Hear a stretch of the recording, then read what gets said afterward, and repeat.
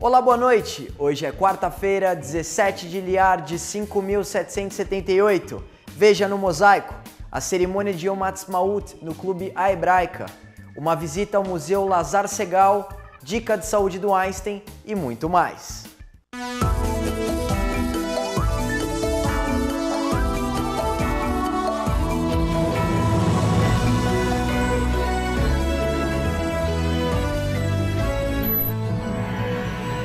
No oferecimento do nosso super parceiro, o Hospital Albert Einstein, vamos às notícias e comentários da semana com Rony Gottschalk. Fala, Ronão!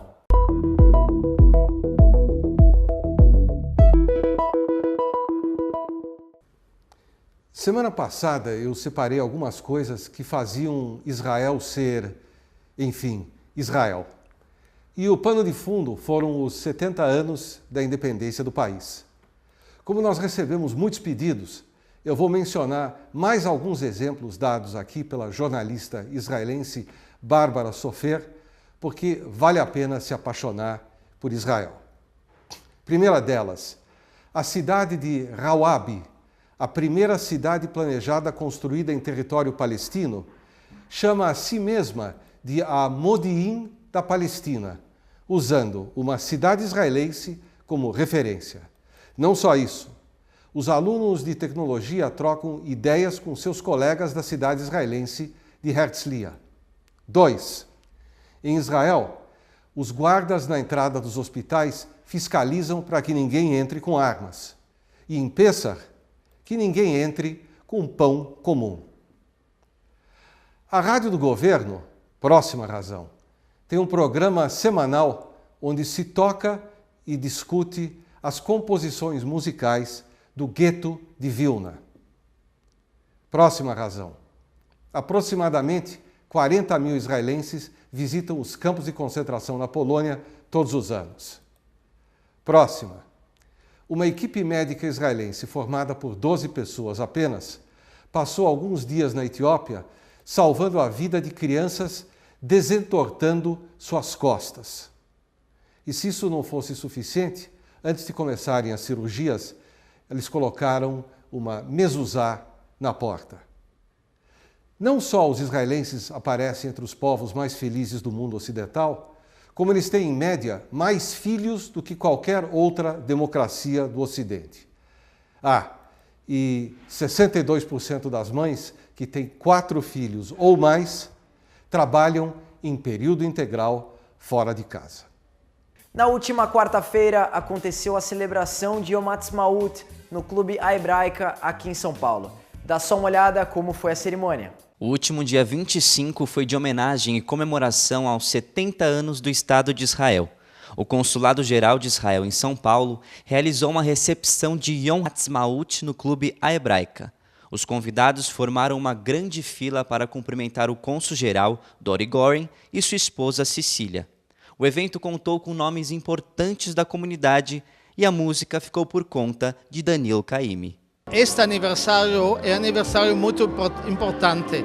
O Estado de Israel cumpre 70 anos e se pensamos o caminho largo que nós fizemos nestes 70 anos, desde um Estado pequeno, pobre, em perigo, fraca, 600 mil habitantes, hoje em dia o Estado de Israel tem 9 milhões de habitantes, a economia número 18 no mundo, mais segura que nunca, nação conhecida como nação de empreendedorismo, nação de startup, respeitado por todo mundo.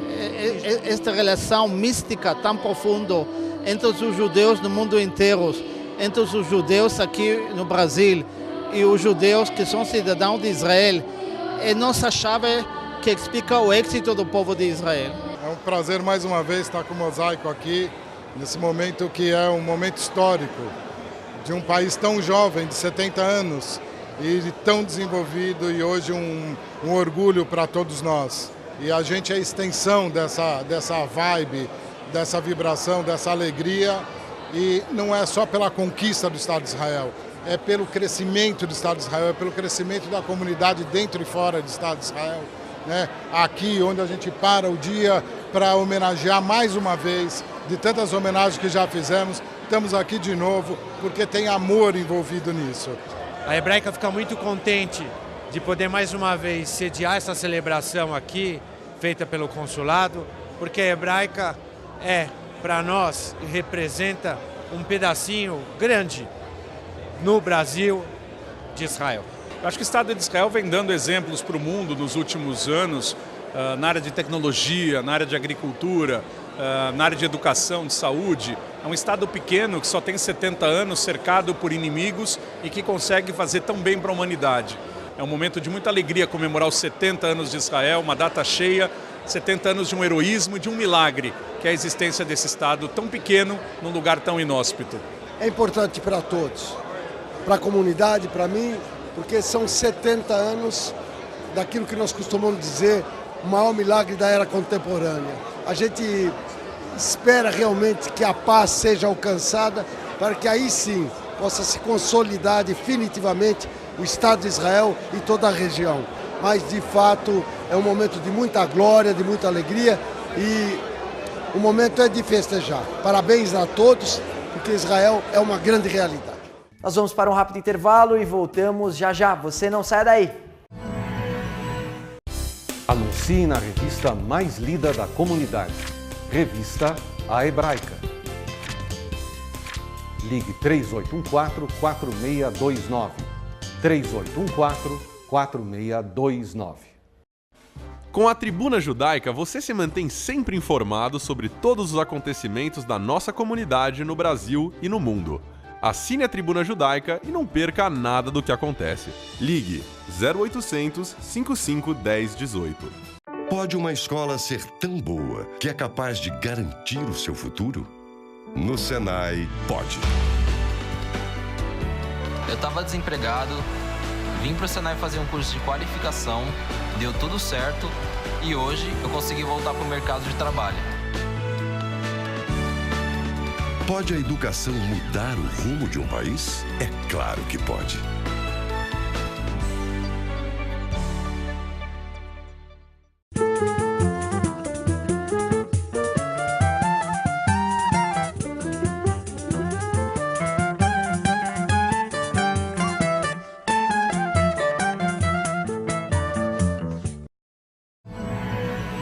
Depois de 70 anos de existência, o que significa ser israelense? Descubra nessa homenagem feita ao aniversário de independência de Israel. Depois de 70 anos de independência de Israel, pensei comigo mesmo, o que significa ser israelense? Começa por abrir sua porta para outros. Minha filha é israelense, a avó dela nasceu em Israel, seu avô é polonês, sua mãe é marroquina e seu papai nasceu na Argentina. Então podemos dizer que somos um caldeirão de culturas e identidades. Ser israelense significa ouvir sempre a pergunta: o que você quer fazer depois de se formar na escola, depois de seu ano sabático, ou depois da universidade? Ouvir quando você vai finalmente sossegar. Por que você não tem filhos? Por que só um filho? Por que não ter 3 filhos? Significa ouvir essa pergunta de sua mãe, sua avó, seu chefe e certamente do motorista de táxi.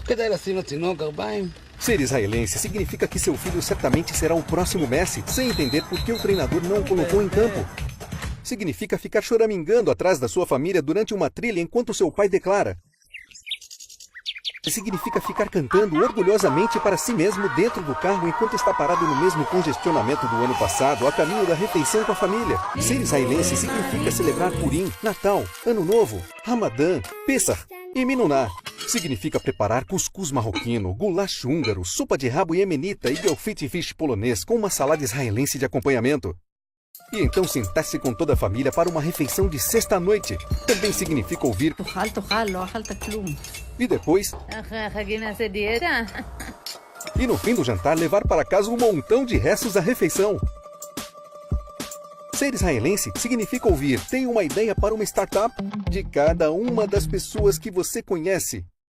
Significa que todo mundo é da família. E não esperar em filas nunca. Israelense significa ser maníaco por notícias. Ter medo de aproveitadores. Vir a cada festa de seu filho no jardim da infância, mas esquecendo que você faz parte da equipe de decoração. É estar orgulhoso do sucesso de cada israelense no exterior. Wonder Woman, e sempre aplaudir quando o avião toca o solo. Ser israelense significa discutir qual é o melhor hummus, o melhor lugar para comprar online e qual o som do melão maduro.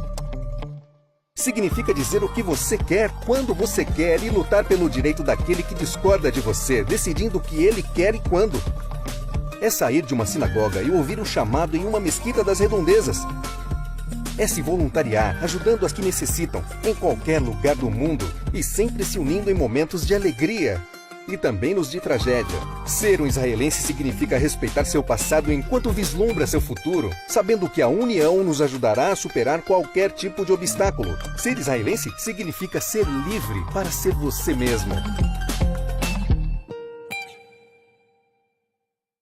O premiado filme 1945, de origem húngara, estreou aqui no Brasil no mês passado e conta a história de um judeu e o seu filho que retornam à Hungria após a Segunda Guerra Mundial. Confira o trailer.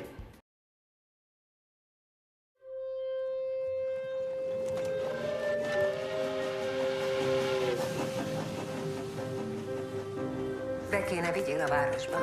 Az esküvője napján? Visznek is valamit, vagy csak hoztak? Új világ van. Nem számít ki úr, ki paraszt. Csak magyar legyen.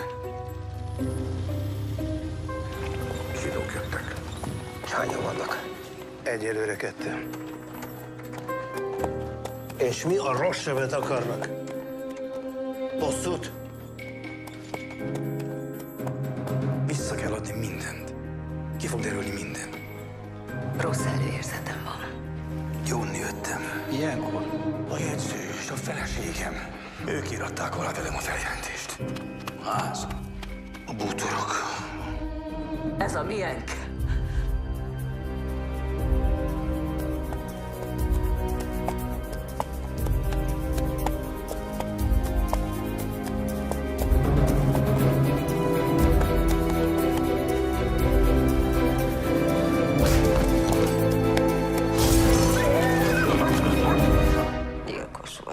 Mindenki tudja.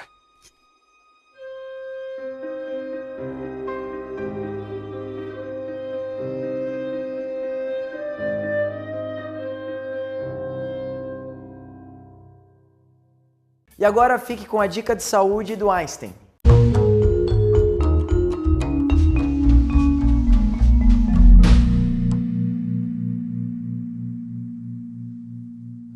Hoje, na Dica de Saúde do Einstein, nós vamos falar sobre o aspecto nutricional no envelhecimento. Então, uma das coisas muito importantes no envelhecimento, o que é a sarcopenia? A sarcopenia é a perda de massa muscular associada à perda de função. Isso é mais comum a partir dos 60 anos. Na verdade, essa perda de massa muscular começa com os 30 anos, mas ela vai se acentuar a cada década. E com 60 anos isso é pior. Como que a gente corrige isso do ponto de vista nutricional? A partir dos 60 anos eu tenho uma necessidade de consumir proteínas, tanto de origem animal quanto vegetal, maior. Porém, nessa fase é a fase que os idosos diminuem o consumo. Então é muito comum a gente ouvir que a pessoa jantou café com leite, jantou uma sopinha rala, que geralmente não tem nenhuma proteína, né? O almoço sempre é bem mais leve, porque tudo pesa. Mas, na verdade, o importante dessa fase é você colocar uma proteína em todas as refeições principais. Então, a gente tem que ter uma proteína no café da manhã, que pode ser um queijo, um leite ou um ovo, que geralmente é o mais comum, né, para o café da manhã. No almoço, ter algum tipo de carne, branca ou vermelha, e no jantar também. E muitas vezes só essa quantidade de proteína não é suficiente, né, para essa fase que você precisa de mais proteína, e a gente acaba lançando mão dos suplementos nutricionais. Que hoje, se você for na farmácia, você vai ver uma série de suplementos voltados para idosos, né? E essa tendência é aumentar cada vez mais, porque as pessoas não conseguem comer a proteína e elas acabam, né, lançando mão do suplemento. Mas o importante é que, sendo a proteína ingerida ou na forma de suplemento, isso melhora o quê? A massa muscular. Você tem uma perda menor de massa muscular, isso impacta diretamente na sua vida. Você vai conseguir andar melhor, fazer atividade física, tomar banho. Muitas vezes o idoso para de tomar banho ou diminui o número de banhos porque ele não tem forças para se banhar. né? Ele deixa de sair com os amigos porque ele não consegue mais. Então é comum você conversar com o idoso que fica o tempo inteiro sentado na frente da TV, né? E você conversa e ele fala, que eu tenho fraqueza, eu não consigo andar mais. E a hora que a gente adequa essa quantidade de proteína, a gente melhora a massa muscular e a sarcopenia. E um outro problema da sarcopenia é que a perda de massa muscular diminui a imunidade, aumenta óbito, aumenta dias de internação. No caso dos pacientes com câncer, você tem uma pior resposta à quimioterapia, você também tem mais mortalidade. Então é fundamental que a gente cultive uma boa massa muscular. E não adianta só ter uma nutrição adequada, eu preciso também ter atividade física associada. Então eu preciso fazer uma atividade física regular. E qual atividade física? A que você faça. Porque não adianta eu falar para você que você tem que fazer musculação, você odeia musculação e você não vai fazer. Mas eu gosto de caminhar, eu gosto de fazer uma hidroginástica. Então é adequar a alimentação com atividade física. E qualquer idade é a idade certa para começar a atividade física. Todo mundo vai ter benefício. E um outro problema que a gente tem também é que com pouca massa muscular eu caio mais, quebro mais. E todo mundo conhece alguém que quebrou o fêmur, o colo do fêmur, internou e morreu de pneumonia, né? Por quê? Porque tem pouca massa muscular, quebrou, está mais suscetível à infecção. Então, essa é a dica de hoje. Obrigada. Vamos para mais um rápido intervalo e a gente volta já já. Não saia daí. O programa Mosaico na TV tem o apoio de Banco Safra, tradição secular de segurança.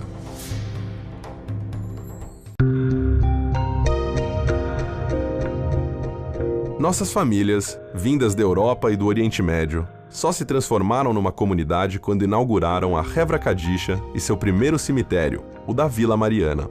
Com isso, veio a certeza de que poderíamos viver aqui como judeus e dar continuidade às nossas tradições.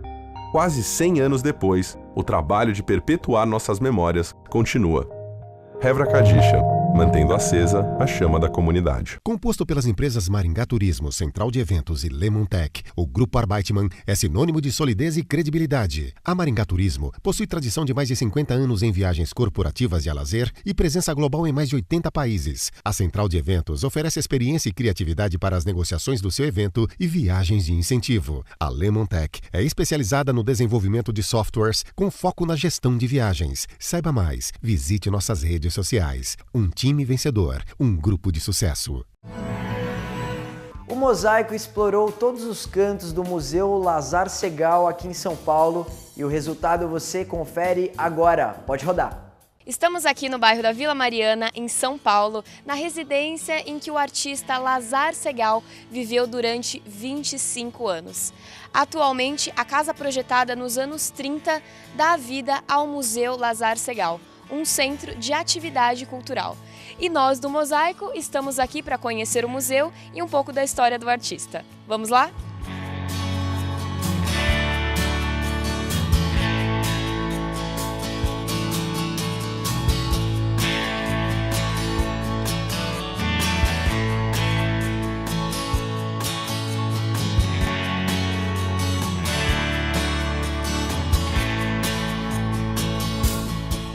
Lazar Segal é um artista, né, que nasceu na Lituânia, na época, em 1889, na época sobre domínio da Rússia.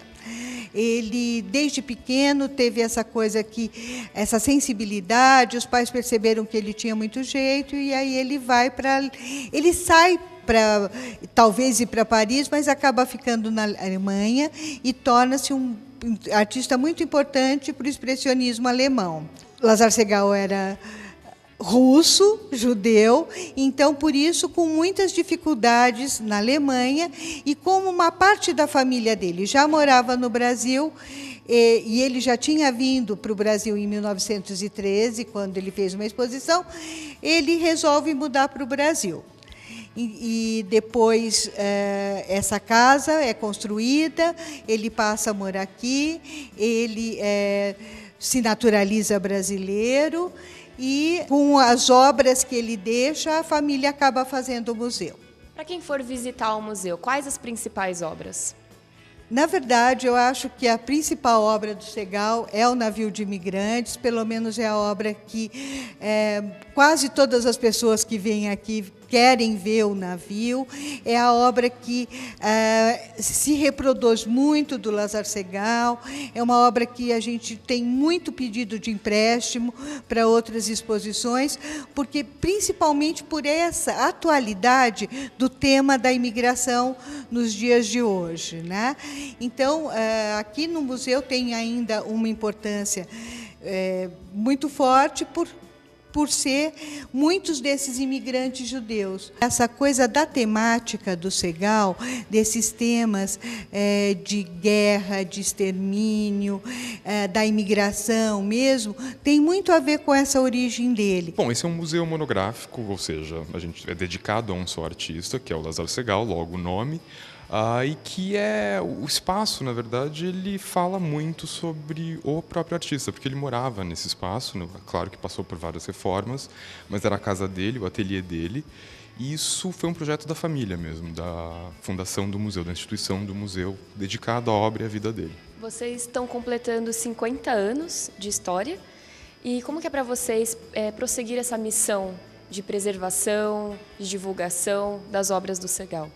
Eu acho que é uma missão assim quase que sagrada para mim, na verdade, porque eu acredito no papel do museu como um civilizador, um espaço assim da subjetividade, da liberdade. Então, 50 anos que já foram, muita coisa aconteceu, muita coisa foi feita, e eu espero que os próximos 50 anos continuem assim também, com muito trabalho pela frente.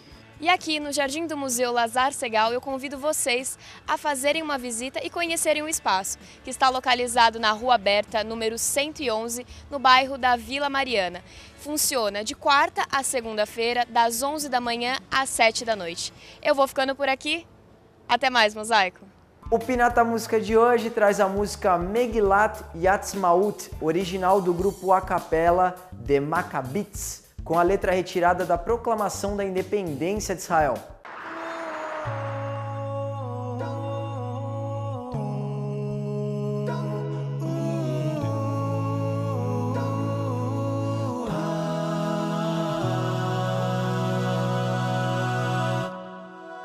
Be'eretz Yisrael kam ha'am ha'yehudi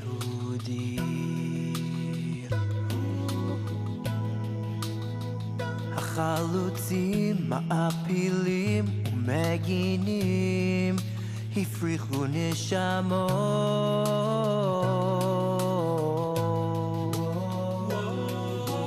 החיו שפתם העברית בנו כפרים וערים והקימו יישוב גדל עליו כל קושי מניעה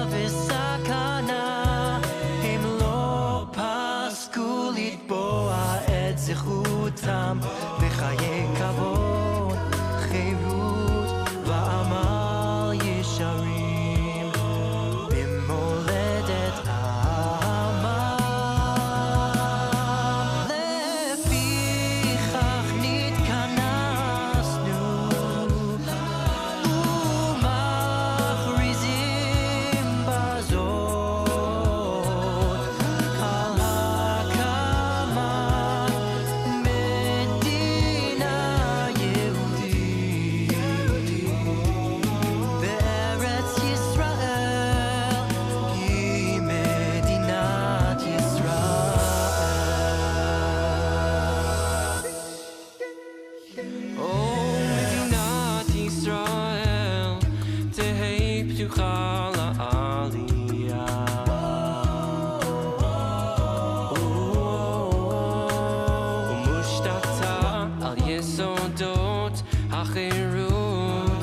הצדק והשלום